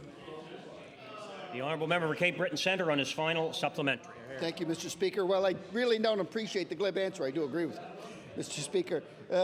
New Democrats, for the record, fully endorse the recommendations of the Dorsey report, Mr. Speaker. We believe it's a long time from thinking about a very workable recommendations that made it a very credible report and one that deserves to go forward. Minister, you have 13 months. It's time to end the focus groups, the looking at it through jaundiced eyes. Order, please. These preambles going into the final supplementary are entirely too long. Would the Honourable Member please place his question? I will go right to the question, Mr. Speaker. Will the minister assure this House that he will do the right thing by ending his delaying game of smoke and mirrors and take action and implement the Dorsey report now? The Honourable the Minister of Environment and Labour. Mr. Speaker, today I believe is the 14th of May. On the 15th of May, Mr. Speaker, the Workers' Compensation Board will be sending out letters to all the stakeholders to meet at a round table to discuss implementation of the Dorsey report. The Honourable the Member for Cape Breton South. Thank you, Mr. Speaker. Mr. Speaker, today my question is to the Minister of Health. Recently, Mr. Speaker, a Cape Breton District health official publicly spoke out about this government's inaction on long-term care. And I wish to table in this House, Mr. Speaker, the May 1st edition of the Cape Breton Post, where it says single-entry program for nursing homes not working, official. Since last year, Mr. Speaker, the wait list for long-term care beds has lengthened significantly in Cape Breton to a point where there are now 60 Cape Bretoners waiting for long-term care. Mr. Speaker, single-entry access, the government's one and only tool that they have used as their justification for inaction, is not working in Cape Breton. Mr. Speaker, my question to the minister: what action does the minister plan to take to reduce wait times for nursing home beds in Cape Breton? The Honourable the Minister of Health. Thank you, Mr. Speaker. And Mr. Speaker, I was aware of that newspaper article, and I'm also very well aware of the issue in Cape Breton. And Mr. Speaker, single entry access, we were the last province in Canada to adopt this system. It is working very well. It has helped to reduce waiting lists by about 25–26% across Nova Scotia. But there is an issue in Cape Breton, and the issue in Cape Breton is that we need long-term care beds in Cape Breton, Mr. Speaker, and that's the issue. Thank you, Mr. Speaker. The member for Cape Breton South. Yes, Mr. Speaker. Like the minister, we also know there's a problem. My problem is that I want to know what she's going to do about it, Mr. Speaker. It's hard to believe that 4 years ago, Mr. Speaker, this government was begging and pleading on a daily basis to open long-term care beds. Yet 4 years later, despite an aging population, huge challenges in Cape Breton, a long-term care budget that amounts to over $400 million, this government has done absolutely nothing. And my first supplementary: given that it's been almost 3 years now since this report was released and the wait list in Cape Breton is growing, will the minister admit that a definite need exists now in Cape Breton for a solution? The Honourable the Minister of Health. Thank you, Mr. Speaker. And Mr. Speaker, I'm glad the member from Cape Breton South has pointed out the amount of money that we have spent on long-term care since we came to office, the number of improvements that have been made, the number that will be made. Yes, there is an issue. There is an issue for building beds. It's very important that new beds for long-term care go in the right place, and we know that some of those are going to have to go in Cape Breton. Those beds will be the priority for this government. Thank you, Mr. Speaker. The honourable member for Cape Breton South on his final supplementary. Yes, Mr. Speaker. Mr. Speaker, what is known to the people of Cape Breton and what is known to this minister is there are 60 beds short right now in Cape Breton for long-term care. And what we're trying to impress upon the minister is that action is needed now, Mr. Speaker, not down the road. It's needed now to relieve the burden of those 60 senior citizens that need nursing home beds in Cape Breton now. My final supplementary to the minister, Mr. Speaker, is will this minister admit this government has failed on both developing a comprehensive range of community-based services and constructing long-term care beds, as evident by the long waiting list in Cape Breton, Mr. Speaker? The Honourable Minister of Health. Thank you, Mr. Speaker. And Mr. Speaker, as I said previously, we have, through single entry access and other efforts, shortened the waiting lists for long-term care. But yes, Mr. Speaker, there is an issue in Cape Breton. I have said that, and we do need new nursing home beds in Cape Breton. And Cape Breton will have them. Thank you, Mr. Speaker. The honourable member for Dartmouth North. Thank you, Mr. Speaker. My question is to the Minister of Community Services. Mr. Speaker, child care centres in Nova Scotia rely upon the provincial government for funding. Subsidies have been linked to student-to-teacher ratio. Centres who care for children with special needs cannot effectively or safely function using the ratios prescribed by community services.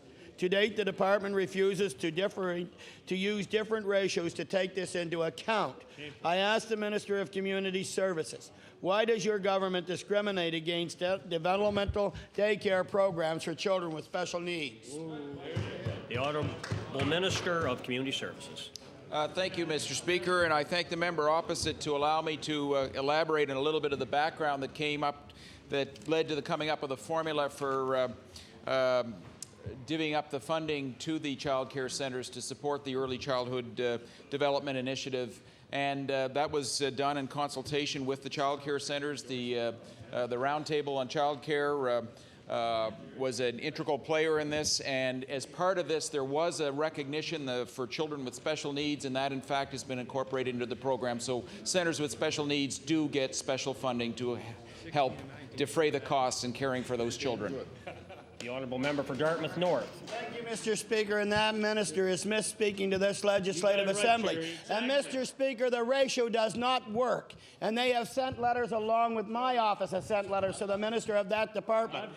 Mr. Speaker, the result of this discrimination is that the centres don't qualify for subsidies intended for staff salaries. Highly trained staff who work with special needs children wind up earning less than their counterparts at daycare and do not accept these children. Centres are faced with losing staff they need to effectively care for and teach special needs children. I ask the minister, why have you refused to address the issue of stabilization of salaries for early childhood educators who work with children with special needs? The Honourable the Minister of Community Services. Yes, thank you, Mr. Speaker. And again, I confirm that this was a time-consuming process. It brought in a lot of considerations, whether they were commercial or not for-profit child care centres, the type of children that were cared for in the centres, whether they were full-time centres or part-day centres. There were a whole bunch of considerations, Mr. Speaker. The roundtable worked extensively on this and came forward eventually with a recommendation that was accepted by government. And of course, Mr. Speaker, we continue to always review how things are working, because it in fact has only been a short period of time since this has been in place, and the review is ongoing. The member for Dartmouth North on his final supplementary. Well, I think the minister ought to check with his department and make sure there's a complete review after today. Because, Mr. Speaker, what's even worse is that the continued usage of these ratios may be deterring other child care centres from accepting children with special needs. The waiting list for families with a special needs child to access daycare is long, and it's getting longer. This inflexibility by community services is only serving to make the situation worse. I ask the Minister of Community Services, in light of the ongoing issue with our RSS, why does his government continue to ignore the concerns of individuals with special needs? The Honourable the Minister of Community Services. Yes, thank you, Mr. Speaker. And Mr. Speaker, that gives me a chance to again point out what value this government places on all Nova Scotians with special needs. And in fact, that was an important part of this early childhood development program, Mr. Speaker, and that is why it is specially recognized in the program, and special funding does go to those centres that care for children with special needs. Thank you, Mr. Speaker. The Honourable, the member for Clare. Thank you, Mr. Speaker. Mr. Speaker, my question is for the Minister of Health. The Transport de Clare provides accessible, affordable transportation to all citizens in Clare, especially for those with disabilities, for seniors, and for those on very limited incomes. The motto for the Transport de Clare is driven by volunteers, run by donations. Recently, Mr. Speaker, the Transport de Clare has received word that the Southwest Nova District Health Authority will not provide them with a $20 a month parking pass so that this organization can drop clients off to the Yarmouth Regional Hospital for a variety of tests and pick them up. And my first question to the Minister is, does this Minister find it acceptable that the Southwest Nova District Health Authority will not offer a $20 a month parking pass to this volunteer organization? The Honourable, the Minister of Health. Thank you very much, Mr. Speaker. And Mr. Speaker, I'm sure the Health Authority had a reason for its decision, but I will certainly check into it. Thank you, Mr. Speaker. The Honourable, the member for Clare. Thank you, Mr. Speaker. Mr. Speaker, this organization makes approximately 32 trips a month to the Yarmouth Hospital. That's approximately 384 trips a year at a cost of about $768. It's a pretty sad day, Mr. Speaker, when an organization like the Transport de Clare receives a donation of $500 and then tells the donor that they can't use it to buy new tires for the vehicle because they must pay for parking at the hospital. Mr. Speaker, what's even more frustrating for the Transport de Clare is that the Valley District Health Authority has no problem in providing parking passes to similar non-profit organizations. My question to the Minister, will this Minister develop a province-wide policy for all DHAs to follow that would see organizations like the Transport de Clare receive a parking pass in recognition of the valuable service they provide? The Minister of Health. Thank you very much, Mr. Speaker. And Mr. Speaker, I know about that service, and I know it is valuable. And as I said, I will check into the reason why the Health Authority will not provide the parking pass. Thank you, Mr. Speaker. The Honourable Member for Clare on his final supplementary. Thank you, Mr. Speaker. Mr. Speaker, the Minister is much aware of the Transport de Clare because I raised it during her health estimates. Mr. Speaker, here's the reality. The Transport de Clare is an organization driven by volunteers and run by donations. We'll now have to spend more time soliciting donations to make ends meet. And my final question to the Minister is, will this Minister contact the Southwest Nova District Health Authority today and advise them that she does not view their rejection of a monthly parking pass to the Transport de Clare as acceptable? Will she do that? The Honourable, the Minister of Health. Thank you very much, Mr. Speaker. And Mr. Speaker, as I have said twice previously, I will certainly get in touch with the DHA and inquire as to their reasons and see if they seem logical or valid. Thank you very much, Mr. Speaker. The Honourable, the member for Hants East. Thank you, Mr. Speaker, and I'll be looking for the Minister responsible for the Gaming Control Act. Or acting. Mr. Speaker, my question is for who's ever acting for the Minister responsible for the Gaming Control Act. Lions clubs pour a lot of money into their communities, often paying for necessities for people who slip through the cracks at community services. The Lions rely on bingos to raise funds to do this good work, but lately bingos are struggling through competition from government-run video gambling and casinos and fee increases. So why won't the Minister responsible for the Gaming Control Act assist groups such as the Lions by reducing his take on their receipts and lowering licensing fees? Good question.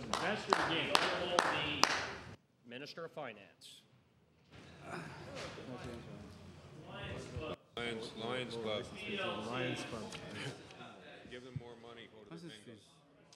Speaker, in regards to that, if it's regarding license fees for that would be a question for the Alcohol and Gaming Authority rather than the Nova Scotia Gaming Corporation.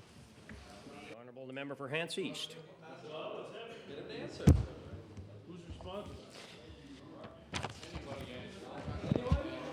Can anybody help the service club out there, please? Order, please. Perhaps it would be fair. Order, please. I think what we can do is ask the honourable member for Hants East to replace his original question. I think that would be permitted. All right, I'll just do the question, Mr. Speaker. To the minister responsible, whoever that minister may be, why won't the minister responsible for this action assist groups such as Alliance by reducing his take on their receipts and lowering licensing fees? The Honourable the Minister of Environment and Labour. Speaker, I'll have to take that question under advisement. The Honourable the member for Hants East. Thank you, Mr. Speaker. I think in that amount of time, he had lots of time for advisement. Mr. Speaker, the Lions Club in Milford used to net $20,000 a year from bingo. Every cent of that money went back into the community. Now they're lucky to make $2,000. Last year, they netted 8% profit, but the Gaming Commission requires they show 15% profit or face closure. So far, the Gaming Commission allowed them to continue their operation, but with some Lions clubs shutting down their bingos, the Milford Lions are worried. Yep. So will the minister remove this requirement that non-profit bingos show a 15% profit or face closure? Good question. The Honourable the Minister of Environment and Labour. Speaker, it's my belief and it's my knowledge, to the best of my knowledge, Mr. Speaker, they are not enforcing that particular requirement. The Honourable member for Hants East on his final supplementary. Thank you, Mr. Speaker. Well, they're enforcing it enough for some Lions clubs to close down. They gave this one a break.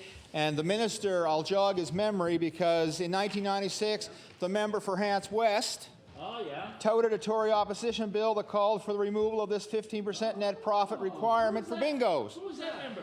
He said at that time that this is virtually impossible, that it's virtually impossible for charitable bingos to attract sufficient crowds and have large enough jackpots to make the 15%. So perhaps the minister remembers when he did that. So will the minister live up to those words today and remove the requirement for non-profit bingos to stay in operation? The Honourable the Minister of Environment and Labour. As I said in response to the first question, Mr. Speaker, I believe that requirement is not being enforced. I will, however, take it under advisement, and I will get back to the member hopefully tomorrow. The Honourable the member for Cape Breton, the Lakes. Thank you, Mr. Speaker. My question through you, of course, is to the Minister of Energy. The Calgary Exploration Company, Vintage Petroleum Canada Incorporation, is planning on doing a series of domestic tests in 3 areas of Cape Breton this summer, Mr. Speaker. 2 of these sites are within my constituency. The company spokesman, Randy Bergman, makes the claim that once we are gone, nobody will know we were there. He makes this claim and then goes on to say that the cutting lines design will take 1 or 2 years to overgrow. I find this to be a contradictory statement, Mr. Speaker. I believe the residents of these communities will definitely know that they were there, especially if their domestic water supply is interrupted or affected in any way. My question to the minister: can the minister assure local residents that these tests will not harm the underground aquifer formation in the areas of Georges River in Bowlandry, as well as River Dennis, which would result in a serious inconvenience for these residents if their domestic water supplies were affected in any way? The Honourable the Minister of Energy.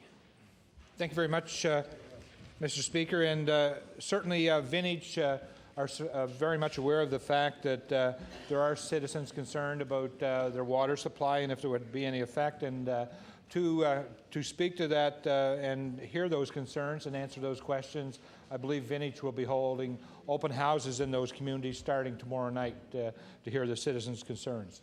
Good answer. The Honourable the member for Cape Breton, the Lakes.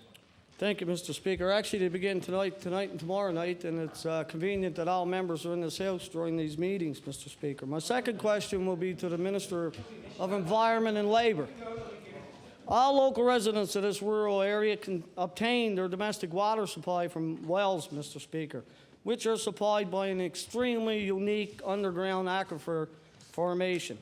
It is a fact that vibrations produced by blasting can affect the level or movement or the flow of groundwater in aquifers.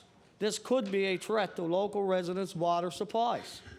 Now, my question to the minister, does the minister agree that no blasting by dynamite or other explosive devices will take place during this exploration testing? This question is directed to the Minister of Environment and Labor. No, Mr. Speaker, I can't make that commitment. However, again, Mr. Speaker, I keep saying I'll take it under advisement because I will have to do that. And if he could send me further details on exactly what is going on with regard to the exploration there, I could probably answer the question. The honourable member for Cape Breton, the Lakes, on his final supplementary. Thank you, Mr. Speaker. My question is again to the Minister of Environment and Labor.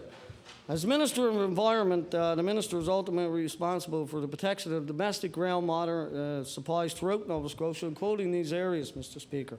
Also, as Minister of Labor, this Minister is responsible for issuing permits such as is required when blasting. So, Mr. Speaker, my question is, will the Minister consider putting a compensation clause in any permit processing process? The Honourable the Minister of Environment and Labor. Mr. Speaker, I will give consideration to that, but again, I'll have to explore exactly what is already in those permits. The Honourable the Member for Dartmouth East. Speaker, my question to the Minister of Health Promotion. January of this year, the Minister released the health promotion cited statistics from Health Canada's Canadian Tobacco Use Monitoring Survey, showing a decrease in the smoking rates of Nova Scotia. According to Health Canada's latest statistics, smoking rate in Nova Scotia is 24.9%. But yet, in the 2003-2004 Health Promotion Business Plan, the smoking rate is listed at 28.2. The Speaker would be ashamed to think that once this minister took the responsibility of health promotion, he helped increase the smoking rate. So, can the minister explain the smoking rate inconsistencies that his office and he is reporting? The Minister responsible for health promotion. I thank the member for the question, Mr. Speaker. Indeed, I will look at those numbers and get clarification on that, but perhaps we're doing even better than I thought we were doing, Mr. Speaker. The Honourable the Member for Dartmouth East. You may even be doing better than you say you're doing, Mr. Speaker. And we like to compliment the government when we can. Mr. Speaker, for there to be measurably successes, there must be consistency in using the same method. And what's troubling is his office will continue to use the Canadian Tobacco Use Monitoring Survey to determine rates, but in the business plan, another method will be used. Two methods, two different results, one office. So my question, can the minister explain how, by using these two different rates in the same office, he can meaningfully measure the impact of the province's smoking cessation programs? The Honourable the Minister of Health Promotion. Thank you very much, and I thank the member. Perhaps, Mr. Speaker, and I'll have to get clarification for sure, he is referring to the Canadian monitoring program. He may be also referring to the student drug use survey as well, which would use different numbers, Mr. Speaker. I'll get clarification on that for the member. But I would like to say that it is this government that put forward the tobacco strategy, which we also, Mr. Speaker, put an additional $250,000 into this year.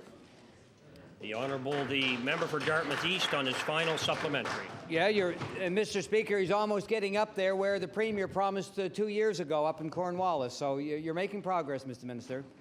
Every day it's the same thing, though. We're committed to the message rather than to the strategy. And the Health Promotion 2003-2004 business plan mentions youth smoking statistics with a disclaimer that more needs to be done, but no serious discussion as to how this may be achieved. And it's simple. To reduce the youth smoking rates, there must be a full commitment from the provincial government to do more through education, through curriculum, and policies. And my question to the minister is simply, will the minister commit here today to working to make the school-based program that's called Smoke Free for Life a mandatory program within the schools? Will he work toward achieving that as a mandatory program? The Honourable the Minister responsible for Health Promotion. Thank you very much, Mr. Speaker. And I agree with the member that Smoke Free for Life is a very important program. In fact, I've used that myself in schools, Mr. Speaker, and I can assure that member that he is speaking to the very principles which make up our tobacco strategy, that of education, that of community-based support, that of the tax increase, Mr. Speaker. And that is why we saw a 13% decrease in the number of youths in Nova Scotia using tobacco. That is why we saw over 60,000 Nova Scotians quit using tobacco, Mr. Speaker, and that habit. And that is why, Mr. Speaker, we put $1.75 million into the strategy for this year, Mr. Speaker. The Honourable the Member for Halifax Fairview. Thank you, Mr. Speaker. My question is for the Minister of Health. Last month, the Minister of Health announced a nursing home per diem subsidy of $12.75. I'd like to table a letter from Melville Lodge notifying residents and their families that their rates would be going up by $4.94 the same day that subsidy took effect. This was only 3 months after a previous increase in the per diem. Since last year, rates at Melville Lodge have increased by $12.22, eating up almost all of the $12.75 subsidy. My question to the Minister, what is the Minister doing to stop nursing homes from eating up the subsidy simply by setting higher per diems themselves? The Honourable the Minister of Health. Thank you very much, Mr. Speaker. And Mr. Speaker, as the member opposite knows, the per diems nursing homes charge vary according to, well, capital costs being one of the biggest factors in that.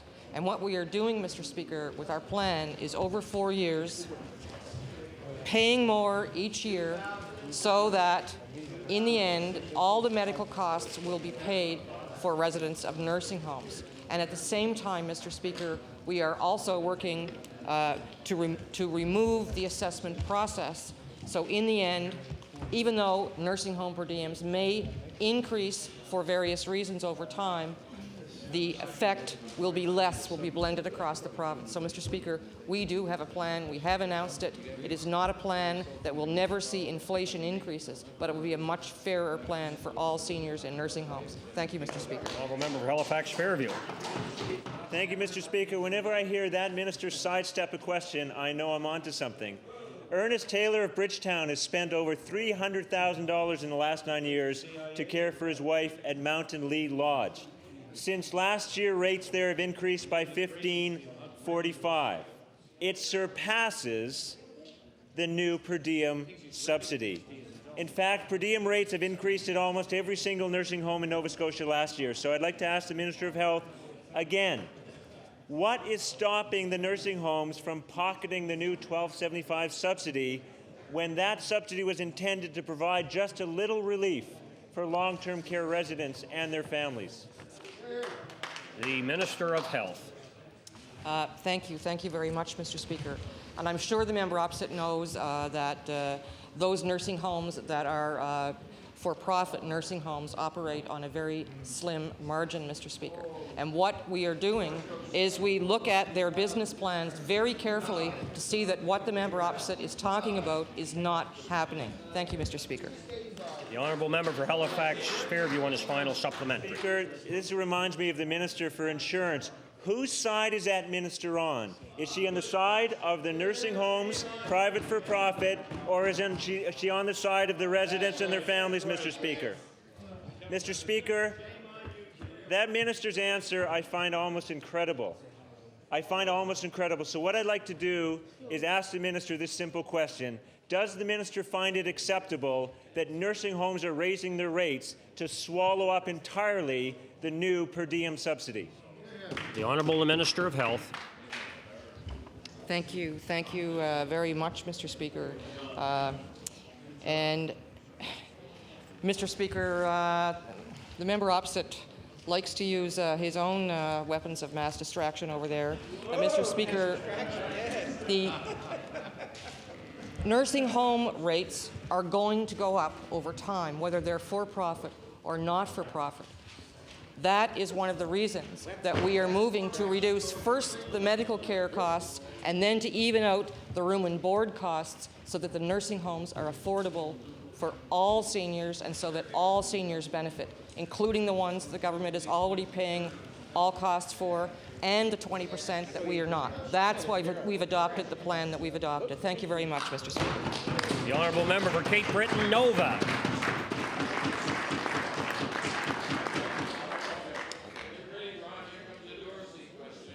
Mr. Speaker, today is May the 14th, 2003, a day of discovery, because today is the day that the NDP discovered the failure of this government to act on the recommendations of the Dorsey report, which was brought in 13 months ago. 13 months ago. But, Mr. Speaker, Hansard will show that we in the Liberal Party raise this matter every single week. Could the member tell the House who his question is directed to? To the Honourable, the Minister of Labour, Mr. Speaker. Thank you. Thank you. Please place your question. The Minister of Labour, Mr. Speaker, will recall that we in the Liberal Party raise this topic every single week that the House sat. And I'd like to ask the Minister, Mr. Speaker, as an opening question, is not what I have just said so? The Honourable the Minister of Environment and Labour. What the honourable member, Mr. Speaker, has just said so is so.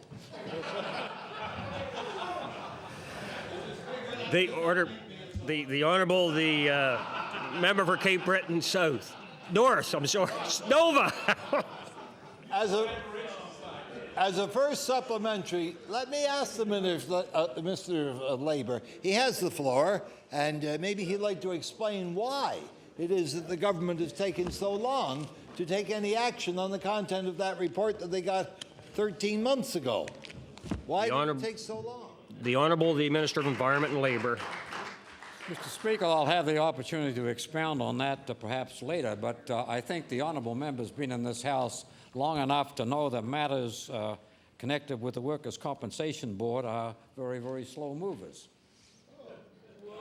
The honourable member for Cape Breton Nova on his final supplementary. Mr. Speaker, that reflects the intention of government much more so than any inherent attribute of workers' compensation, because it can be addressed very quickly, as it was by this House last fall, when we passed an amendment on an all-party expedited basis to provide supplementary benefits on a new and expanded basis to those involved. So it can be done. Now, Mr. Speaker, my final supplementary question is, why was that approach not then taken on the overall contents of the Dorsey report rather than just one of its 54 recommendations? The Honourable the Minister of Environment and Labour. Mr. Speaker, one of the reasons is because that was a rather simple matter to move forward through the House. It had the approbation of all members of the House, and the bill wasn't held up.